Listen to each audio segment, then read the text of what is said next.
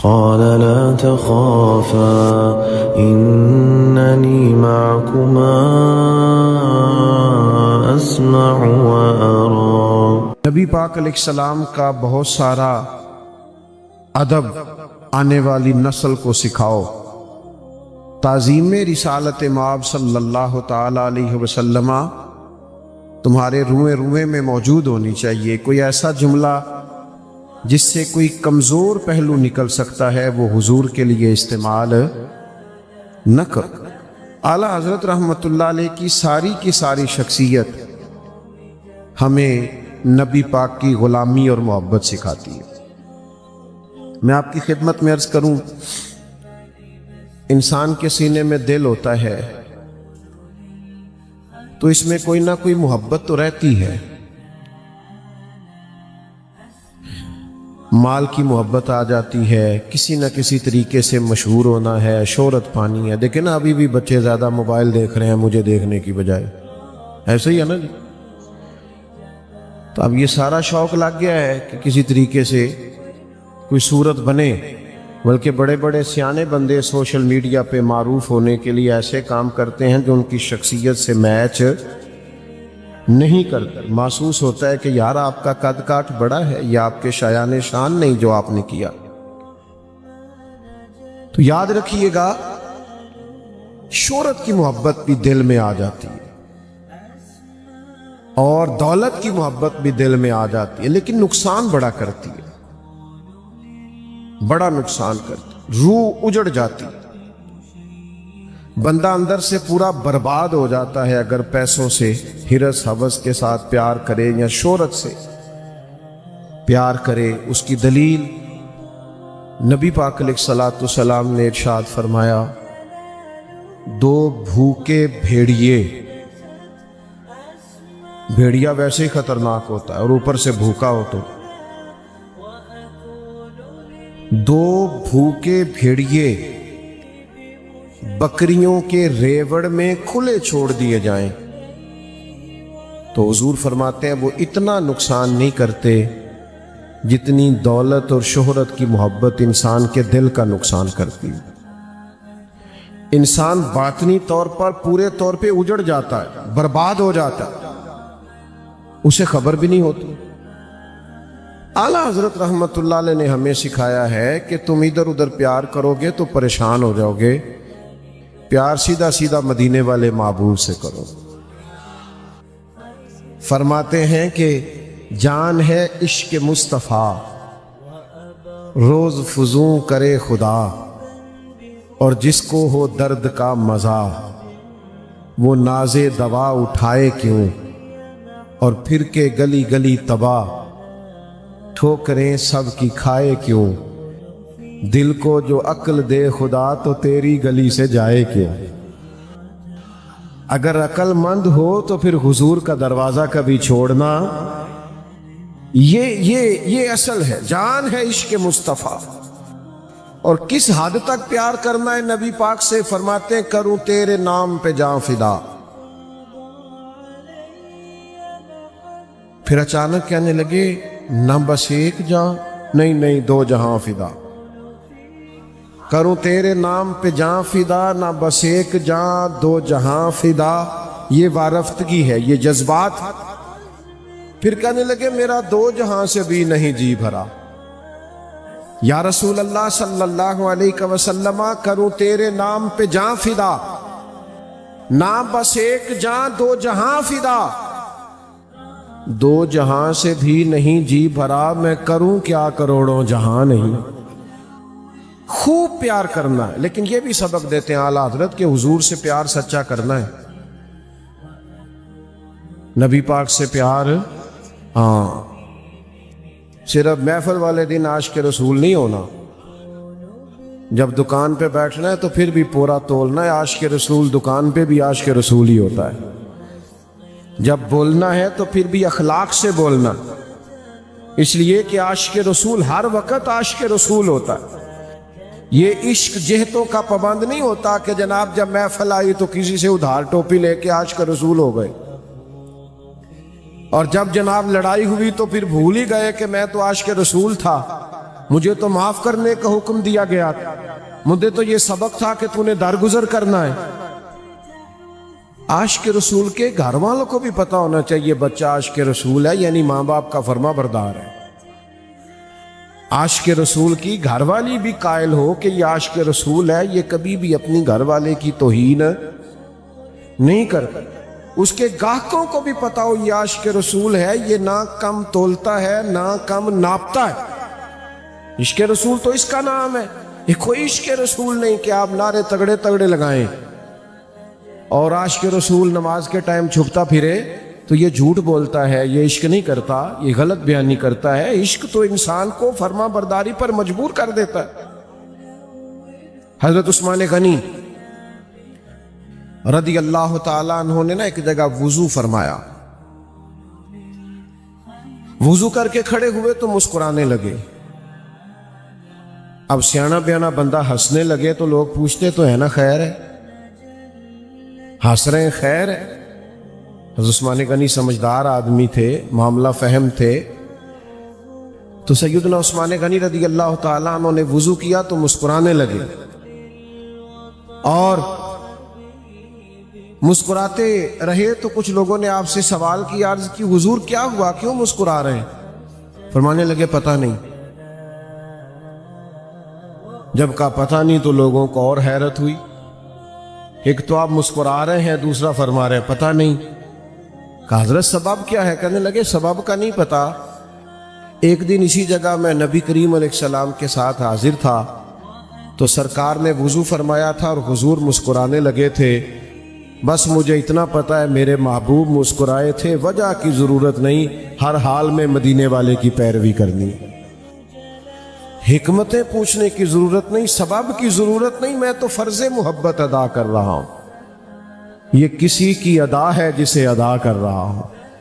تو عزیز بھائی، محبت انسان کو غلامی پر اور فرما برداری پر مجبور کرتی۔ الترغیب والترہیب میں حدیث ہے، حضور سید عالم علیہ السلام تشریف فرما ہے، اچانک نبی پاک علیہ السلام نے فرمایا جو جس کا کوئی رشتہ دار اس سے ناراض ہے، اس نے کسی رشتہ دار کو ناراض کیا ہوا ہے، میری محفل سے اٹھ کے چلا جائے۔ یہ خاصا مشکل کام ہے، اس لیے آپ بھی بڑے غور غور سے مجھے دیکھنے لگ گئے۔ حضور نے اٹھا دیا، فرمایا جس کا رشتہ دار ناراض ہے اٹھ جائے۔ تو ایک نوجوان اٹھ کے چلا گیا، تھوڑی دیر کے بعد واپس آیا، عرض کرنے لگا یا رسول اللہ میری ایک عزیزہ ناراض تھی، میں راضی کر کے آیا۔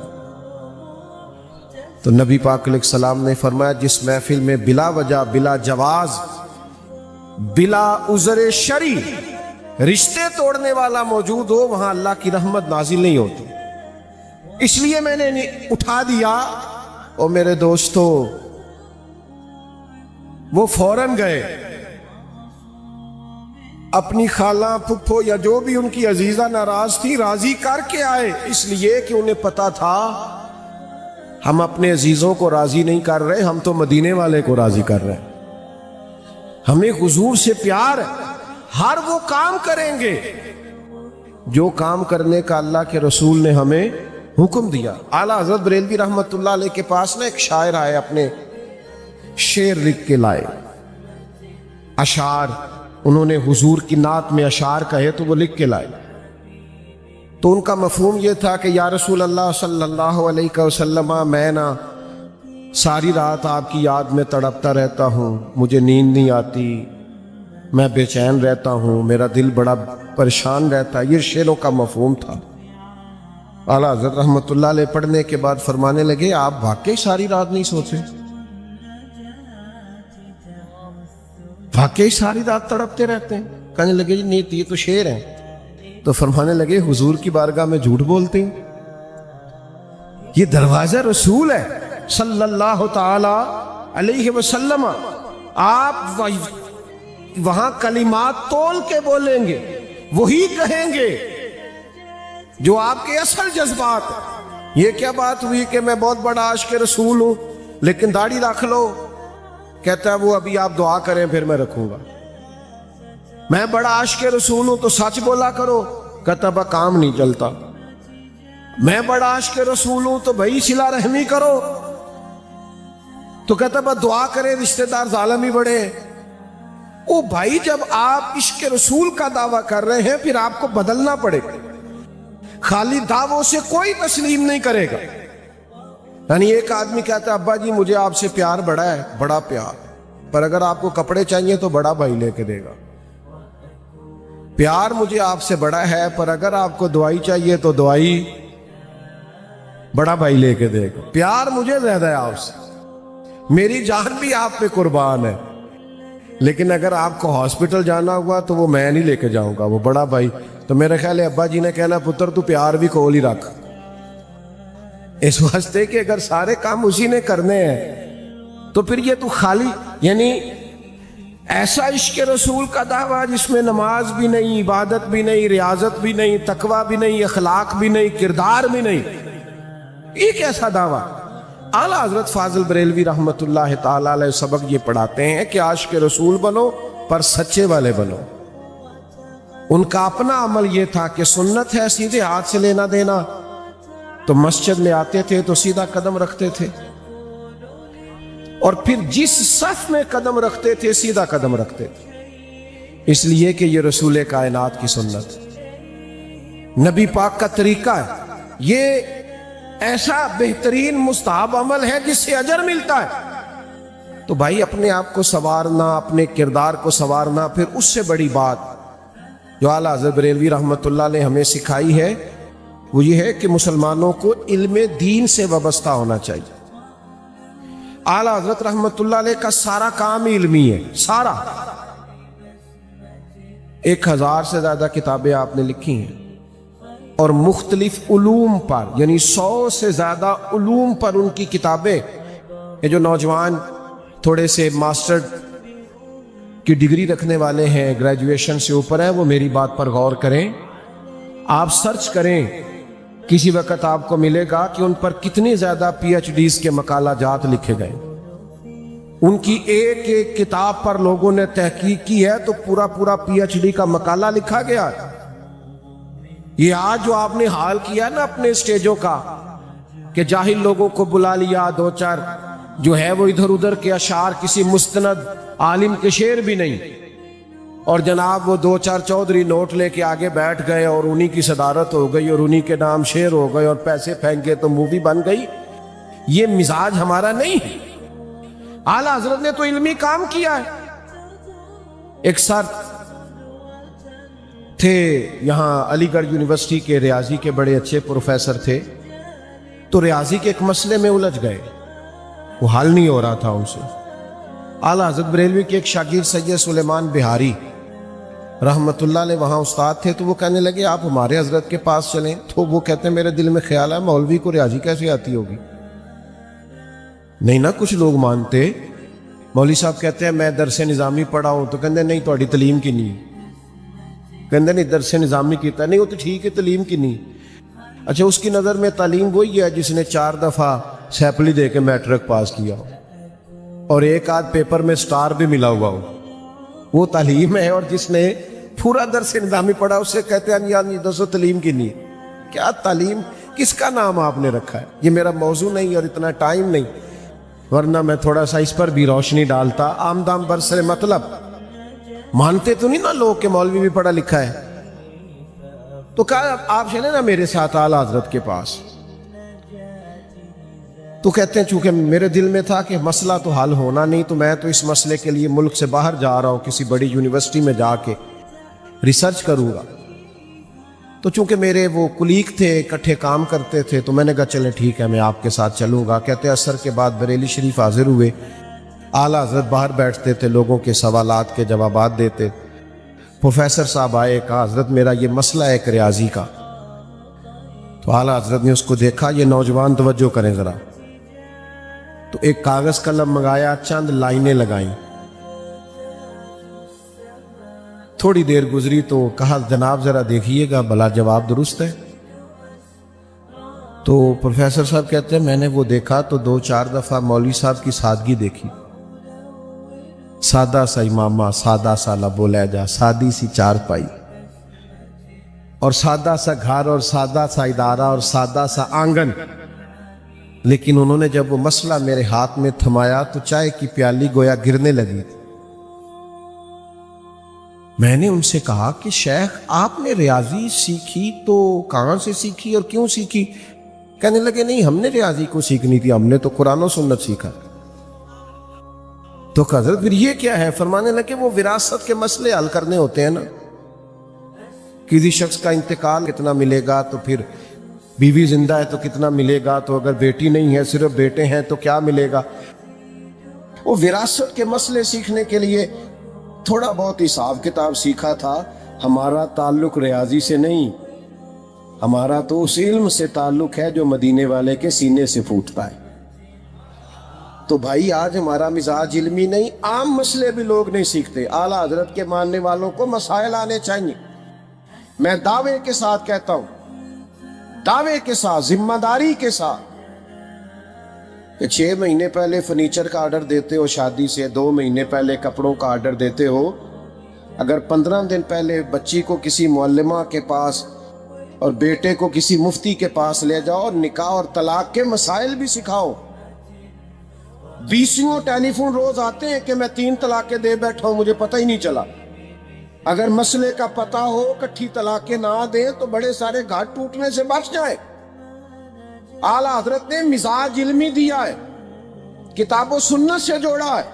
یہ وہ والے صوفی ہیں جنہوں نے ساری زندگی طریقت کی ہے، لکھا فتویٰ ہے، بتایا کہ مفتی مولوی خشک نہیں ہوتا، اصل میں تو وہی عاشق رسول ہوتا ہے۔ وقت میں اتنی گنجائش نہیں، چونکہ نماز کا ٹائم قریب ہو رہا ہے کہ میں کوئی لمبی بات کر سکوں۔ ایک آدھ بات مزید آپ کی خدمت میں 2-1 منٹ میں کر کے آگے پروگرام چلے گا کہ دعا کرنی؟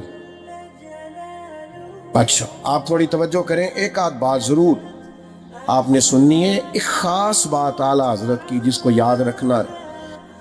اعلیٰ حضرت نا اسلامی تشخص پر بڑا زور دیتے ہیں۔ وہ کہتے ہیں مسلمان کا اپنا ایک تشخص ہے، یعنی ایک تو ہے نا کہ میں جٹ ہوتا ہوں، ایک یہ کہ میں رائی صاحب ہوتا ہوں، تو ایک میں فلاں صاحب ہوتا ہوں۔ فاضل بریلوی فرماتے ہیں کہ ہمارا تشخص ہے، ہم مسلمان ہیں۔ ہم نے اپنا وہ تشخص کبھی بھی ضائع، ہم حضور کے غلام ہیں، یہ تشخص اپنا کے رکھنا۔ ہماری اصل پہچان یہ ہے کہ ہم مومن ہیں۔ وہ فرمایا کرتے تھے کہ میرے دل کو چیر کے 2 ٹکڑے کرو گے نا تو ایک پہ لا الہ الا اللہ لکھا ہوگا، دوسرے پہ محمد رسول اللہ لکھا ہوگا۔ اس قدر وارفتگی ہے دین کے ساتھ۔ مومن ہونا بڑی فضیلت کی بات ہے، اس کو آپ سمجھیں۔ کبھی بھی وہ انگریز کی عدالت نہیں گئے، وہ کہتے تھے یہ کچہری ہے، عدالت تو وہ ہوتی ہے جہاں عدل ہو۔ مسلمانوں کا جو تشخص ہے کہ ہم مومن ہیں، اس تشخص کو برقرار رکھنے کی بڑی ضرورت ہے۔ آج نا ہم اور کئی فخر کرتے ہیں، میں فلانا ہوتا ہوں، فلانے علاقے کا ہوتا ہوں، فلاں قبیلے کا ہوتا ہوں۔ کبھی کبھی یہ بھی کہا کر میں حضور کا غلام ہوتا ہوں۔ اعلیٰ حضرت فرماتے ہیں ہماری سب سے بڑی نسبت یہ ہے کہ ہم مدینے والے کے غلام ہیں۔ فرماتے ہیں تمہیں پتہ ہے یہ نسبت کیا کرتی ہے؟ فرماتے ہیں فرشتے بھی کرتے ہیں تعظیم میری۔ اللہ کرے آپ کو سمجھ آئے۔ میں اس پر حدیث پیش کر سکتا ہوں کہ حضور نے فرمایا میری امت کے کچھ لوگ ایسے ہوں گے جن پہ انبیاء اور شہداء رشک کریں گے، رشک کریں گے۔ فرمایا فرشتے بھی کرتے ہیں تعظیم میری، نکیرین کرتے ہیں تعظیم میری۔ کیوں؟ کہتے ہیں فدا ہو کہ ان پر یہ عزت ملی، رسول اللہ پر میں قربان ہوں تو اللہ کے فرشتے بھی مومن کا حیا کرتے ہیں۔ کیوں؟ اس لیے کہ حضور نے کعبے میں کھڑے ہو کے کہا تھا بیت اللہ تیری بڑی شان ہے، پر میرا کلمہ پڑھنے والے مومن کی شان اللہ کی نظر میں کعبے سے بھی زیادہ ہے۔ یہ ترمذی میں حدیث موجود ہے، مومن کی شان کعبے سے بھی زیادہ ہے۔ اعلیٰ حضرت فرماتے ہیں اپنا تشخص نہ خراب کرنا، ہم مومن ہیں، اس پر ناز ہونا چاہیے۔ انسان کو کبھی کبھی 2 نفل اس لیے بھی پڑھ لینے چاہیے شکر ہے اللہ کا میں مسلمان ہوں. یہ ضرور اپنی زندگی میں چیز پیدا کریں. جب آپ مومن ہونے پر فخر کریں گے کلیجہ بڑا ٹھنڈا ہوگا، بہت ساری مایوسیاں ویسے دور ہو جائیں گی. آپ کی خدمت میں عرض کرنی ہے، اللہ تعالیٰ نے قرآن مجید میں ہمیں یہ حکم دیا ہے کہ یا ایھا الذین آمنوا اتقوا اللہ وکونوا مع الصادقین. فرمایا اے ایمان والو اللہ سے ڈرو اور سچوں کی سنگت اختیار کرو.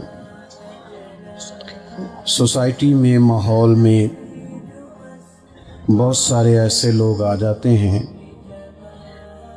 جو انسان کے رویے پر، اس کے لب و لہجے پر، اس کے اخلاق پر اور سب سے بڑھ کے اس کے عقائد پر بڑا سخت اثر ڈالتے ہیں. آپ کسی بھی ایسے شخص کے پاس بیٹھنے لگ جائیں جو معاذ اللہ کسی صحابی کا بے ادب ہو یا اہل بیت اطہار میں سے کسی کے بارے میں سوء ظن رکھتا ہو معاذ اللہ، تو وہ آپ کے نظریات کو بگاڑ دے گا، شخصیت پر اثر برا ڈالے گا. ہم دیکھتے ہیں کہ دنیا میں جتنے بھی لوگ بگڑتے ہیں وہ بری صحبتوں کی وجہ سے بگڑتے ہیں. ہمارا خیال ہے یہ معمولی سا مسئلہ ہے، حالانکہ یہ اتنا گہرا مسئلہ ہے کہ نبی کریم علیہ السلام نے فرمایا کہ انسان اپنے دوست کے دین پر ہوتا ہے. انسان کا وہی مذہب، وہی نظریہ، وہی عقیدہ ہوتا ہے جو اس کے دوست کا ہوتا ہے. لہذا فرمایا سوچ کے دوست بنایا کرو، غور کیا کرو تمہارا دوست کون ہے. اعلیٰ حضرت بریلوی رحمۃ اللہ تعالیٰ علیہ کا کمال یہ ہے کہ آپ بڑی دیانتداری کے ساتھ ان کی کتب کا مطالعہ کریں. اعلیٰ حضرت نے ہمیں سمجھایا یہ ہے کہ کسی کی بے ادبی نہیں کرنی. اللہ تعالیٰ کے لیے بھی کمزور لفظ استعمال نہیں کرنا. یہ اعلیٰ حضرت سے کسی نے کہا کہ اللہ کو میاں کہہ سکتے ہیں؟ اللہ میاں کہتے ہیں نا بعض لوگ. تو فرمایا یہ اللہ کی شان کے لائق نہیں. اللہ کو جل جلالہ کہو، اللہ کو اللہ تعالیٰ کہو، اللہ کو عز و جل کہو. جو جملہ یا لفظ یا حرف اس طرح کا ہے کہ جو عام بھی کسی کے لیے استعمال ہوتا ہے وہ اللہ تعالیٰ کی شان کے لائق نہیں. یہی سبق انہوں نے ہمیں پڑھایا ہے کہ نبی کریم علیہ الصلاۃ والسلام کی عالی مرتبت ذات کے لیے جب جملہ استعمال کرو، فکرہ استعمال کرو، لفظ استعمال کرو تو بڑا خوبصورت جملہ تلاش کر کے حضور کے لیے لاؤ. اللہ تعالیٰ توفیق عمل عطا فرمائے. اللہم صلی علی سیدنا و مولانا محمد معدن الجود والکرم وآلہ وبارک وسلم. اللہ تھوڑے سے وقت میں اتنی بڑی تعداد میں مسلمان جمع ہوئے، ہمارا جمع ہونا قبول فرما. بیٹا بیٹھ جاؤ، سارے بیٹھ جاؤ، شاباش. دعا تو عبادت کا مغز ہے، سب تشریف رکھیں، اللہ جزا دے. اے اللہ ہم سب کے گناہوں کو معاف فرما، ہماری غلطیوں سے درگزر فرما، ہمارے علم کو نافع فرما، اعمال کو خالص فرما. اللہ اس قصبے کو، اس بستی کو ہمیشہ آباد رکھنا. بسنے والوں کو آپس میں پیار، محبت، اتفاق اور احترام عطا کرنا. جو بیمار ہیں انہیں شفا دے دے، مقروضوں کو قرضوں سے رہا کر دے. جو نوجوان بے روزگار ہیں ان کے لیے رزق کے وسیع مواقع فراہم فرما دے. اللہ دنیا ہو یا آخرت ہو پردہ پوشی فرما. جن دوستوں نے یہ خوبصورت محفل سجائی، جو تشریف لائے، سب کو دنیا اور آخرت کی برکتیں عطا فرما. ہمارا خاتمہ ایمان پہ فرما، ہمارا خاتمہ ایمان پہ فرما. صبح قیامت کی ذلت سے ہمیں محفوظ فرما. اول آخر ظاہر باطن خیر فرما. رب اغفر وارحم وانت خیر الراحمین. وصلی اللہ تعالی علی حبیبہ محمد. السلام علیکم.